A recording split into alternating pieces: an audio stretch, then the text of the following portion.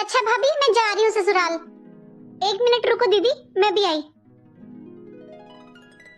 लो दीदी, ये आपकी साड़ी और 2000 रुपए। आप अपनी पसंद से एक सूट ले लेना। ठीक है भाभी, अब मैं चलती हूँ। अंजलि, क्या दिया तेरी भाभी ने तुझे विदा में? क्या देंगी मम्मी वो? वही हमेशा की तरह एक सड़ी सी साड़ी और 200 रुपए। हाँ? अरे मुझे पता था, इसकी तो नियत ही खराब है। ये ले तू 5000 रुपए, अपनी पसंद के कपड़े ले लेना। पापा, मैं जा रही हूँ ससुराल। अच्छा बेटा, बेटा तूने कुछ ले लिया? तेरी मम्मी ने, भाई ने तुझे कुछ दिया है? हाँ जी, दिए हैं ना। तुम्हारी बहू ने 100 रुपए मेरी बेटी को। बस 100 रुपए?